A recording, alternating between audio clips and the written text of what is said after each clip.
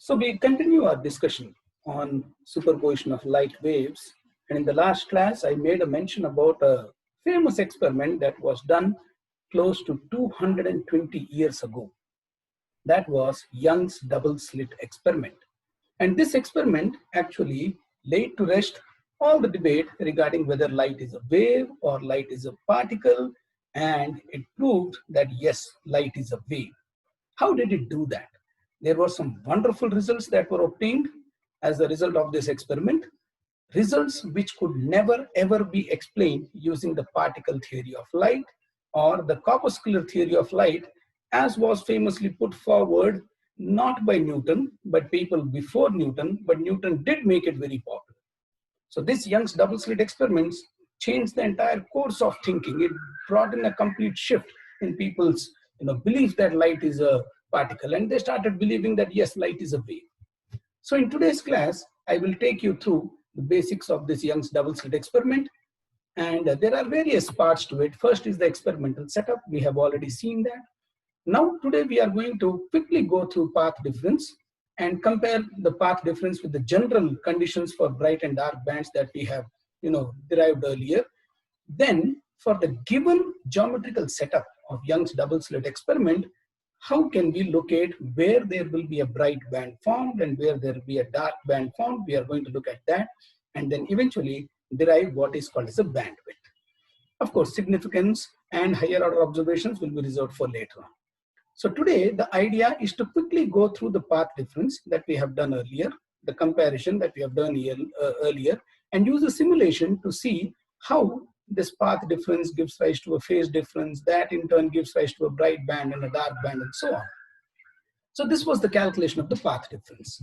We have gone through all the setups. So there is one light wave coming from source S1. I'll just mark this for your convenience here, right? So this is source S1. This is the virtual source S2. So light from S1 reaches point P and light from S2 also reaches point P.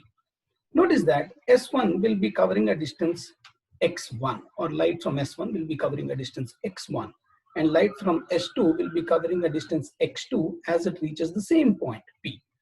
Now since light from S2 is traveling a greater distance as it reaches point P, naturally there will be a path difference. It means difference in the length of the paths covered by light waves originating from S1 and originating from S2. This path difference will eventually lead to a phase difference, and the phase difference will determine whether there will be a constructive interference or whether there will be a destructive interference there. So we have seen this earlier. We have taken S1P square using a triangle. And where is that triangle? I'll just draw that triangle once again here because we are quickly revising it. So this is one side of the triangle. This is the other side of the triangle. And this is the third side of the triangle. That is the hypotenuse. So you can see that d square plus x minus small d by 2 square will be equal to S1P square. Similarly, we can proceed to calculate S2P square, then subtract both of them, and after expanding the brackets and doing that mathematical manipulation, we arrive at a condition that the path difference is equal to x into small d by capital D. A quick recap. What is x? The location of point P from the midpoint O, which lies along the perpendicular bisector. What is small d? The distance between the two slits. What is capital D? The distance between the plane containing the slits and the screen.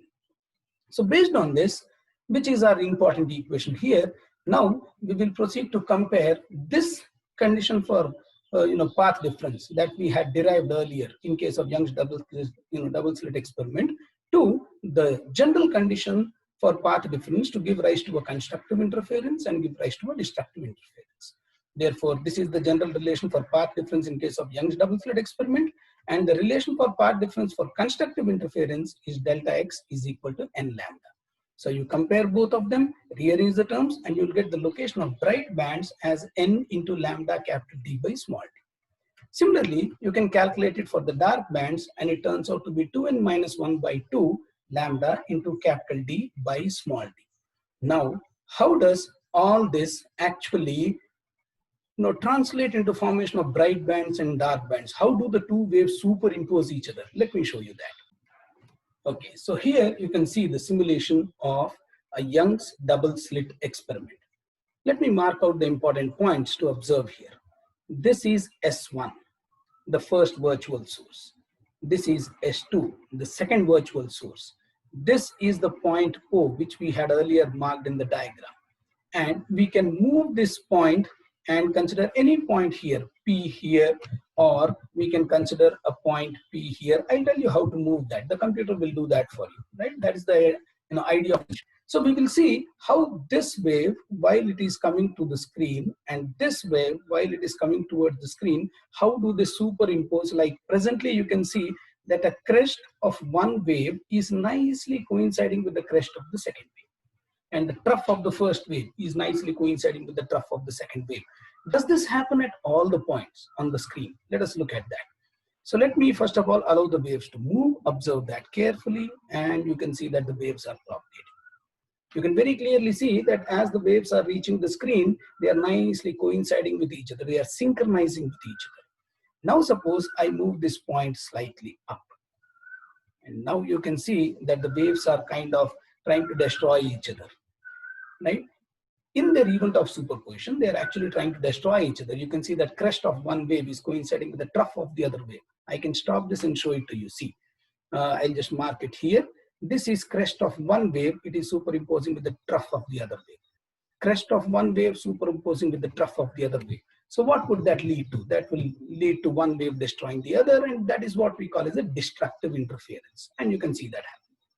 So does it happen throughout? No. As you move up further, here you can see that they are nicely synchronizing with each other. So how does this give rise to bright and dark bands? Here you can see that, right? So here it is nicely coinciding with each other. So it's a bright band. Here you see they're trying to kill each other. That's a dark band. And again, there is a bright band here. Again, there is a dark band here. Again, there is a bright band here. And again, there is a dark band there, right? So you can play around with this. You can move it from one end of the screen to the other end of the screen. You can decrease the wavelengths. You can see how nicely they are synchronizing with each other, right? And you can change the wavelength further like this.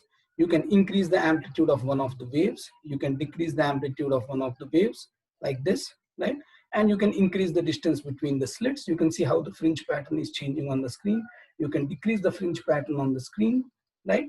So what we will do is, in the next class, we will explore all these possibilities. One by one, we'll compare it with the equations that we have derived, and we will see how variation of any one of the parameters, like the distance between the slits, or the distance between the slits and the screen, or the change of the wavelength, how does it affect the fringe pattern that you see on the screen? That is what we will do in the next class.